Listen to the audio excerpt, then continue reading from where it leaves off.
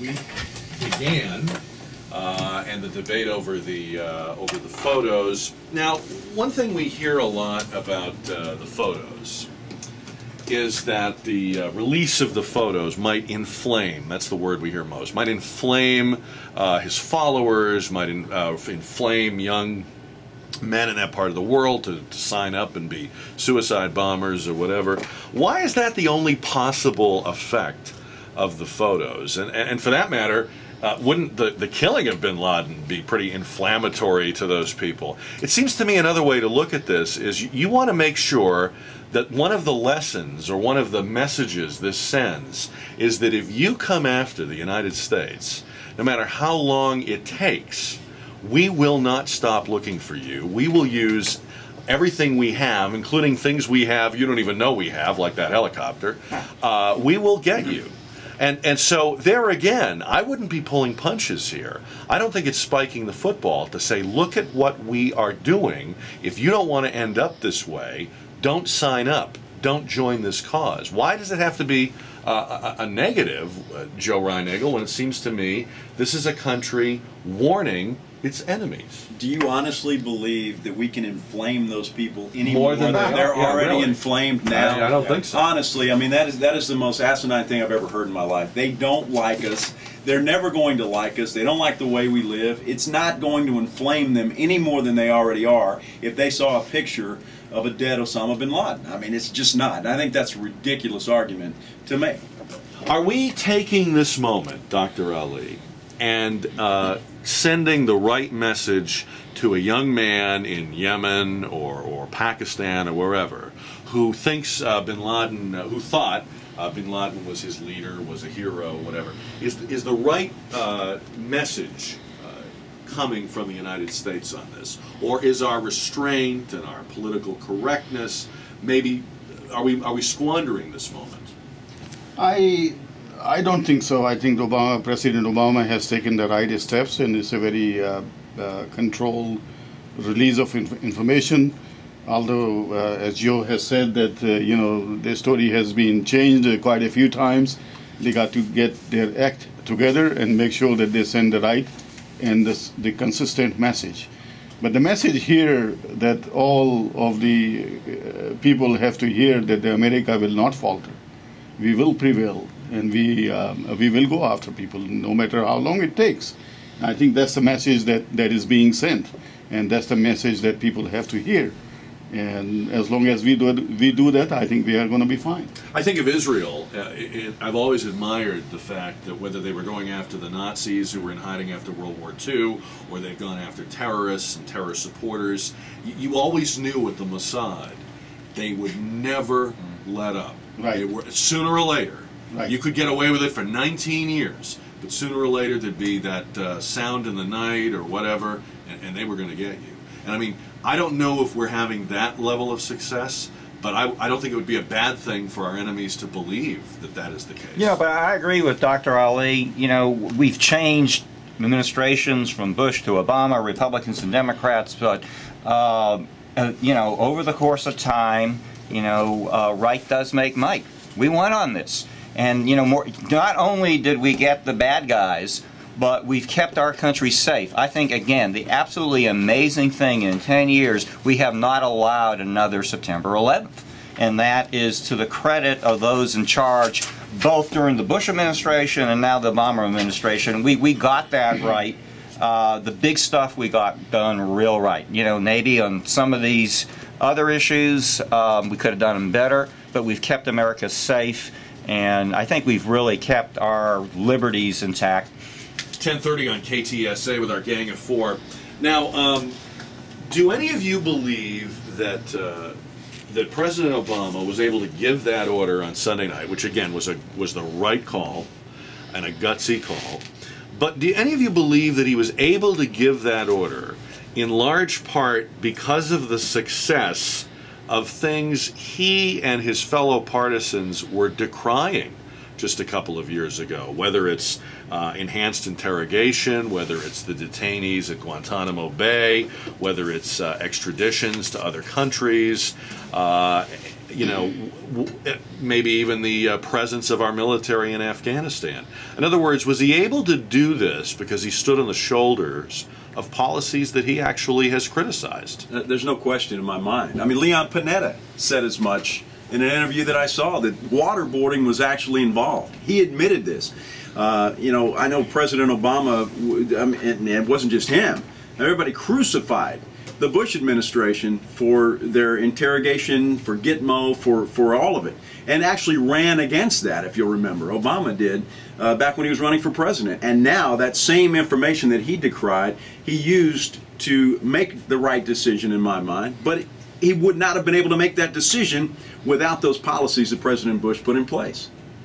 You know, it's funny to think that this Joint Special Operations Command, of which the SEALs are a part, was at one time being called Cheney's Assassination Squad by Democrats in Congress. It just goes to show, I think, that it may look to you one way when you're on the outside, but suddenly when you're the ones that can give the orders to the JSOC, gee, all of a sudden now they're not Cheney's Assassination Squad anymore. You know, and you said, Jim, under both parties, we should expect there will be many more political changes at the helm, you know, in the coming years. Maybe they could be a little less petty and personal when they're critiquing the other side, because they're going to get in there and use it. I mean, one of the at its best, American foreign policy is bipartisan. I think when it comes to the really big moments, to the Pearl Harbors, to the September 11th, we come bipartisan. And maybe this is going to become one of those moments. I mean, America's feeling pretty good now, you know, and America's feeling together, and we've gone through economically a very rough stretch. But it was a wonderful week. And you know, even the weather has been great all around the country. Americans are feeling good.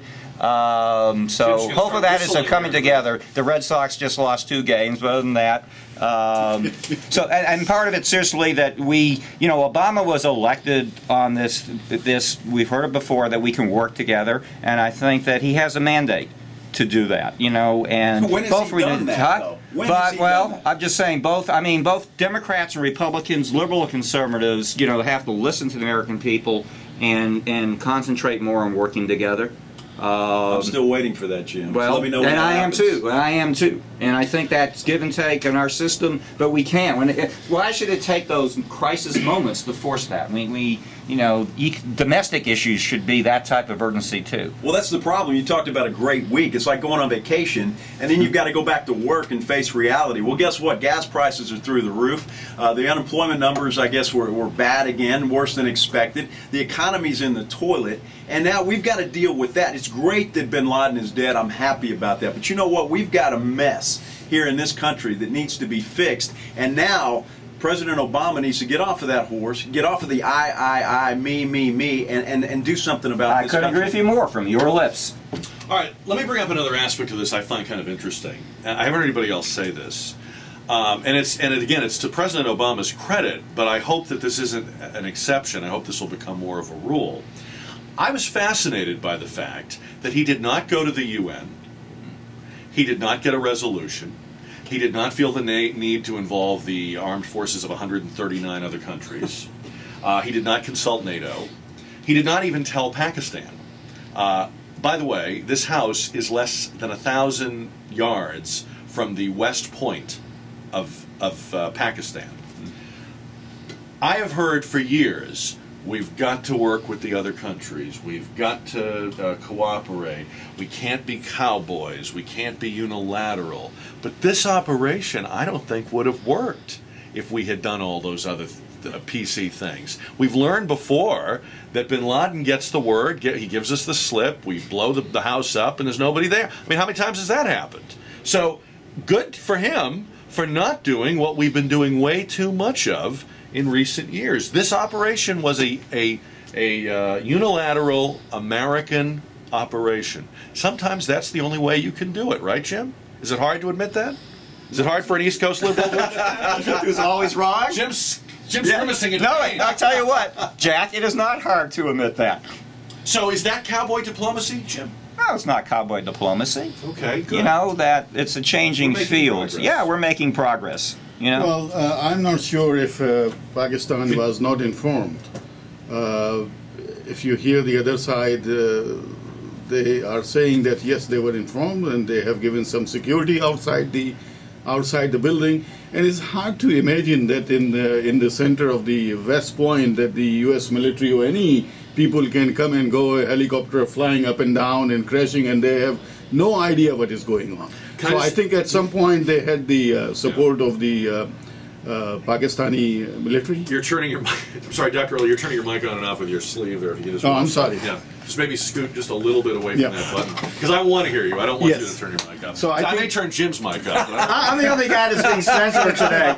Yeah. All right, I don't know if I believe that they knew or not. Because, Well, for example, they scrambled jets against our helicopters when they were leaving Yeah, that is true. Pakistani They may airspace. not have been informed officially, but there is no way that you cannot notice that the planes are flying I in and think out, you can.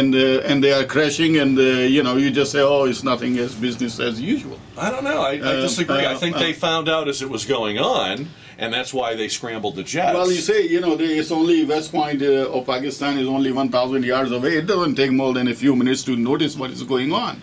And they the have whole all of operation the, only took a few minutes. It Yes. was a stealth operation. They had stealth helicopters. I'm sure they became aware of it, but I don't think there's evidence they were told ahead of time.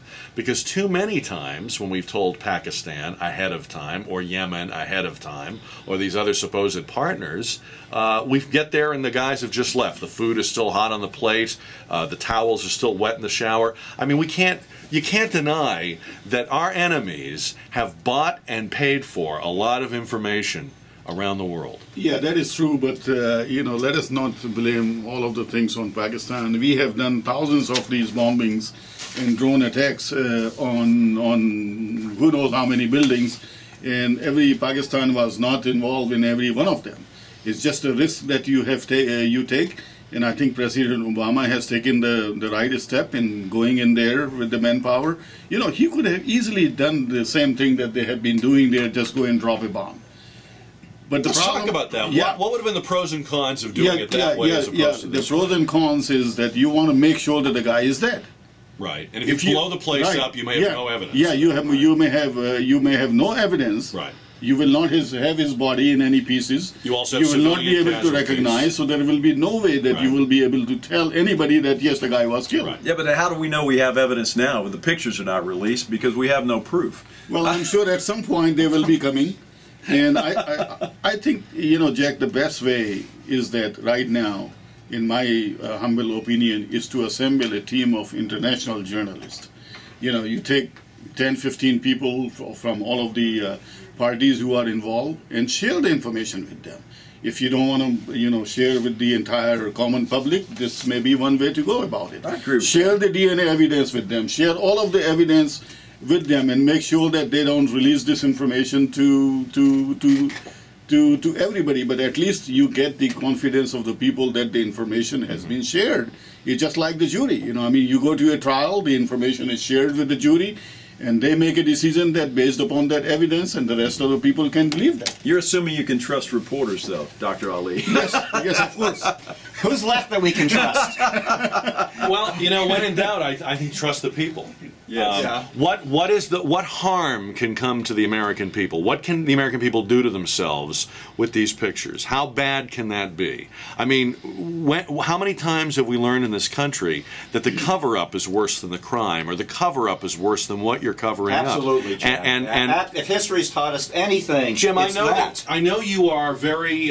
You're right when you keep saying there are some people who would not believe it. Yeah. I mean, there'd be people who wouldn't believe it if you took them. I wonder now, have we proved that Hitler's dead, by the way? But here's my point. Here's my point. You have far more skepticism because of your. You don't need to know, and we don't need to tell you, and you've got far more of it. You're not making for less skepticism. I don't think it's an issue you don't need to know. It's just a matter of perspective and decorum.